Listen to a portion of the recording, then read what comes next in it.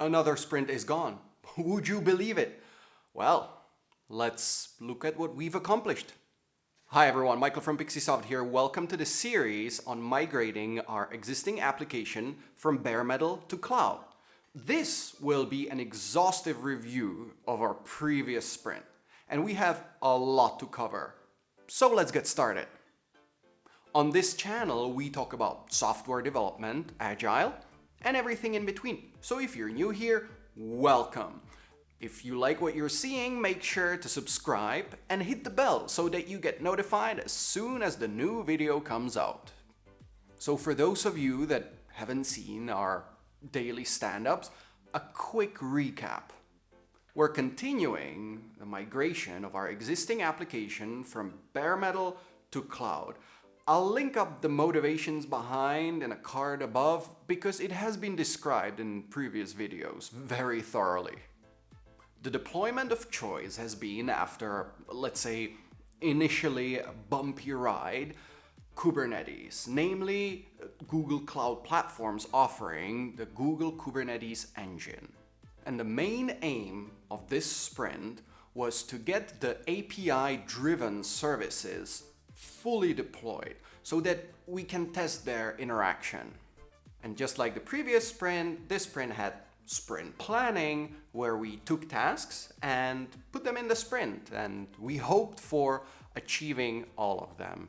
Now we use the t-shirt sizing, small, medium, and large, for estimating the effort of various tasks. Small meaning an hour or two, medium about half a day, and large a full day of work. We then decided that the sprint will have 8 working days. So we took those issues or those user stories that had certain effort estimations and we put them in the sprint, meaning these are the tasks that we want to accomplish in this given sprint. So let's take a look at our Scrum Board. And here it is, issues neatly organized in the sprint lane, waiting to be completed.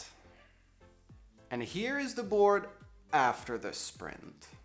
Some tasks were left behind, 2 are in the freeze box lane. So what happened? Poor planning, perhaps? Well, in order to draw such a conclusion, we need to go back to the previous sprint and maybe compare how did we do before and how did we do now. Looking back at the previous sprint, we can tell that we actually underestimated 50% of all the tasks. Not only we thought, oh, it's going to take only a half a day, when in reality it took a whole day, but there were also loads of subtasks that I completely missed. Just didn't know about it. I lacked the experience. Compared to the results from the last sprint, this planning was actually quite successful. Plus, we got really lucky because actually the main front end, the main web, is deployed in the same way as the front end for the authentication service. So not knowingly, we completed a task that we didn't even schedule. And that allowed us to move faster and deliver more. But now let's take a closer look at what caused some of those issues to get postponed and 2 of them freeze-boxed. Here I created a table with all the tasks for the sprint. The reason for this spreadsheet is to simply track how well I do the estimates. If I underestimate or overestimate, if I plan too much or too little. So the rows marked gray are subtasks that I completely forgot, that I didn't know about, that appeared throughout the sprint. And the tasks below, those gray ones, are tasks that were added after. The tasks that were in the backlog were finished successfully, but I didn't plan it that way. So let's take those as freeloaders. So let's take a closer look at the events during the sprint. Even though I slimmed down on the video production, by the way, I seriously cannot believe how someone can sustain doing daily vlogs. It's so much work. Anyway, it still takes a solid day of work when you combine all the work that surrounds the streaming. That means setting up the lights, the microphone, the camera, the computer, the studio that helps with the streaming. It just takes some time and you need to set it up properly, otherwise you make mistakes like I did during this stand-up. I'll link it up below, when I accidentally forgot to switch to the Trello board and I was talking about the tasks that I accomplished without actually the tasks being on screen. The billing service was a complete spaghetti disaster. The service itself is so tightly coupled to the previous company. It's hooked up to the CRM system, it uses proprietary database, and I simply don't see a future for this service in the new deployment.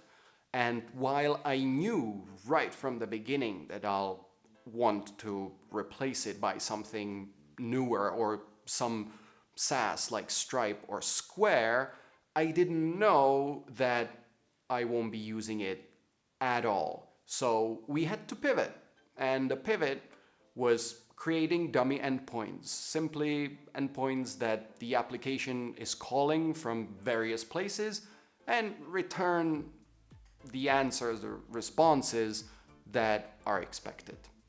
And well, integration testing, you don't know how long it'll take until you finish. You sometimes are stuck on things that you don't understand. There are situations when the services are not talking to each other. They're not returning the values that you were expecting they would return. And it's really hard to debug.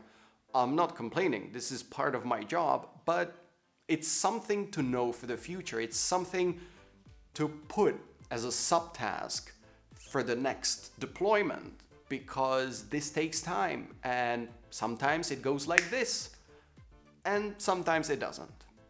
But aside from these subtasks, I have to say, looking at the table, the estimations were right and we finished in time. But there's always room for improvement. So during the last sprint review, there were 3 things that I wanted to address in the next sprint. Optimistic estimates, missing subtasks, and video production time.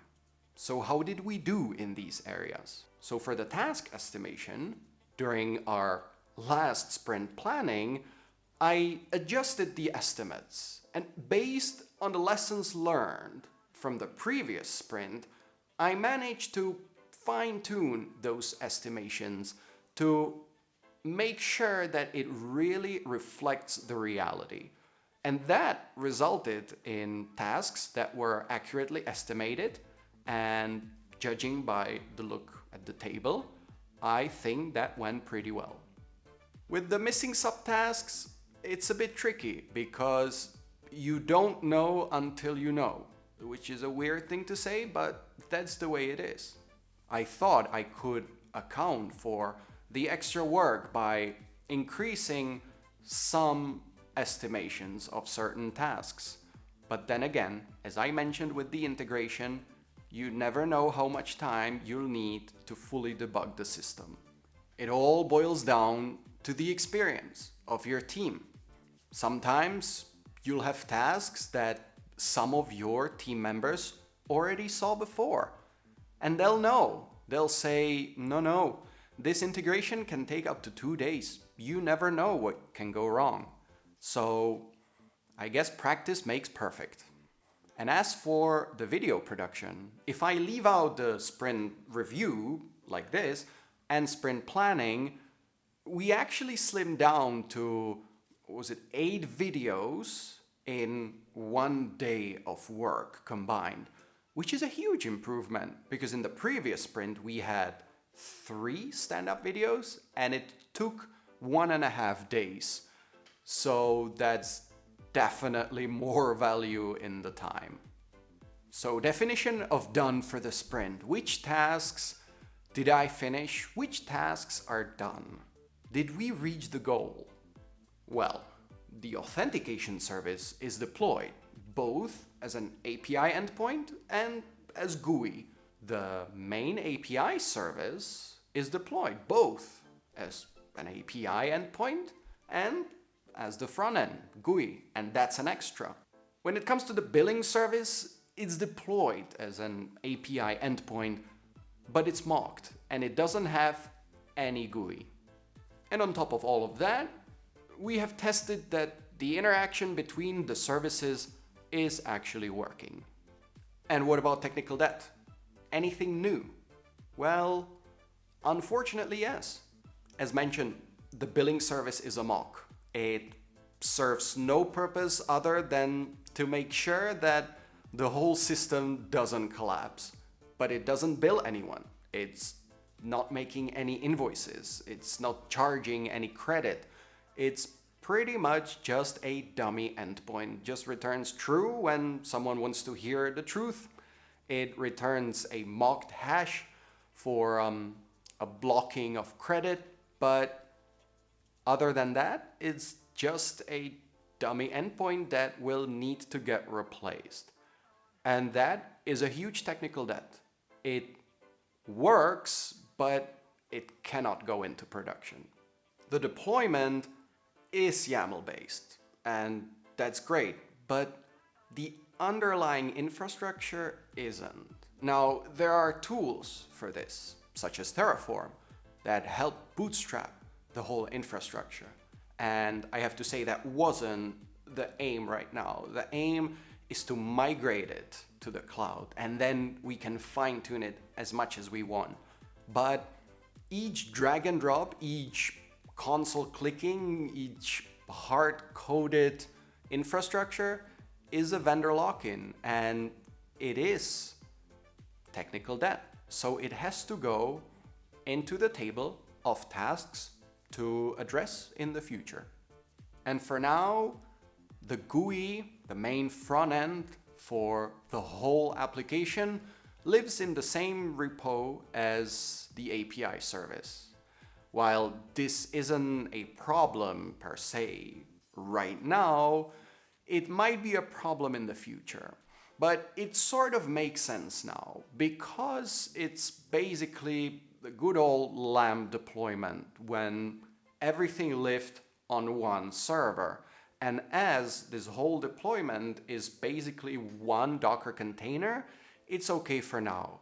But if we move on to some newer technology, such as React or Angular or Vue, we might need to create a separate repository because it wouldn't be deployed on the same server. It would live in an S3 bucket or Google Cloud Storage, and simply being in the same repo would just not be right. So again, it goes into the table of technical debt. So as you can imagine, the technical debt table will just grow and grow as we go, unless we address some of these issues. But let's just keep an eye on the table for now, because some of those tasks might seem like premature optimization. Simply, it's sometimes not the main business focus to address these issues because they might not be your biggest pain point. So just keep an eye that the table doesn't grow too big and that it doesn't become a problem for the business. So now on to the good and the bad of the sprint. What went well and where do we have room for improvement? So what are the good outcomes for me personally? Well, I managed to implement health endpoints, 4 of them in total actually, and that's a good morale boost for me. I also have a much better understanding of the nuances between kubectl commands, as you probably saw during one of our stand-ups, I noticed that there's a big difference between kubectl replace and kubectl delete and kubectl apply. And last but not least, all the services are just running. But now let's be a little critical. Where can we improve? Where can I improve? What can I do better? Well, for start, I accumulated more technical debt than I addressed. So the table got bigger. I started working on a lengthy task on Friday, knowing that if it carries on, it will have ruined my weekend. And that simply is a lesson learned for next time. Don't start anything big before the weekend. And also, I'm sure you all have already been there, I got held up by elementary things. I simply couldn't detach myself from simple tasks, and I kept thinking, oh, this must be something really, really deeply profound, where it was the difference between replace with image pull policy always and delete and apply. So the idea now is to double down on the good things and get better at the weaker points. Because at the end of the day, only by improving, I can build a more resilient system that is liked both by the customers, but also the engineers. So there it is, our sprint review. We went through the tasks, the improvements from last time, and the good and the bad. But let's hear from you now. Do you track your improvement over time from sprint to sprint? Do you track your velocity? Let me know in the comment section below. Okay, that's it for now. Hit that like button, subscribe if you haven't already, share this video with your friends, and I'll see you during our next sprint planning.